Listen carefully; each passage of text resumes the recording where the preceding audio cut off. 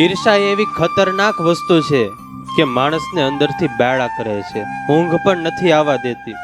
અને આજે ઈર્ષા એ નાના માણસોમાં હોય એમ નહીં, ક્યારેક ક્યારેક મોટા માણસો હોય, પૈસાવાળા હોય, એની અંદર પણ ઈર્ષા આવી જાય. કોઈક બહુ મોટી કંપની ચલાવતા હોય ને એની બાજુમાં જ બીજી મોટી કંપની કરે, એટલે આ બિચારો એસી વાળી રૂમમાં સૂતો હોય તોય નીંદર ન આવે. કારણ કે ઈર્ષા છે જ એવી વસ્તુ. આપણે જાણીએ છીએ એક દ્રષ્ટાંત, દુર્યોધન કેટલું રાજ મેળ્યું, પણ એને પાંડવો સાથે અંદરથી ઈર્ષા એટલી બધી હતી કે આખી જિંદગી એને ઈર્ષામાં ને ઈર્ષામાં લડવામાં જ પસાર કરી.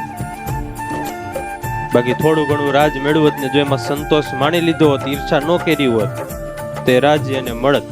પણ ઈર્ષા એટલી બધી કરી કે ઠેઠ મૃત્યુ સુધી એને સંતોષ જ થયો નહીં અને ઈર્ષાની અંદર એ બળતો રહ્યો.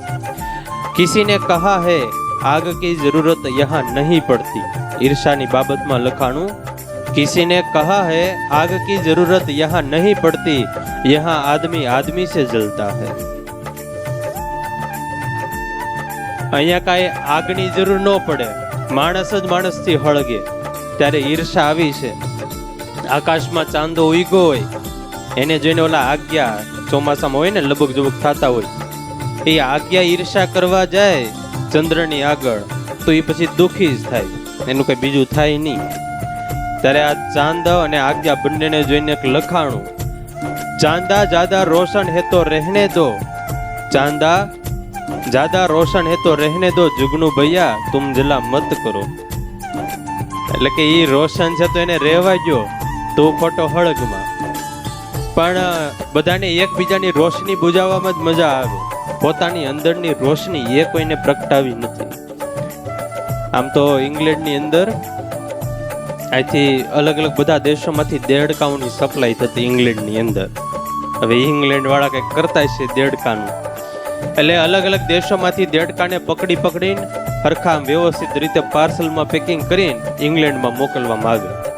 હવે ભારતવાળા મોકલે દેડકાઓ, પણ ભારતવાળા એવા કે ખુલ્લું મોટું તપેલું લઈ એમાં દેડકા ભરી દે અને જહાજમાં એને મૂકીને મોકલી દે. હવે દેડકા બધા દેશોમાંથી જતા હતા ને ઇંગ્લેન્ડ ઉતરા દેડકાઓ, એટલે ત્યાંના કોઈ અધિકારી છે ને જોયું કે દેડકા આવ્યા, હવે બધા વ્યવસ્થિત પાર્સલમાં આવ્યા હોય અને અહીંયા ભારતથી જે આવ્યા હોય એ મોટા તપેલામાં આવ્યા હોય. એટલે પૂછ્યું કોઈને કે આ દેડકા ક્યાંથી આવ્યા, તો કે ઇન્ડિયાથી આવ્યા.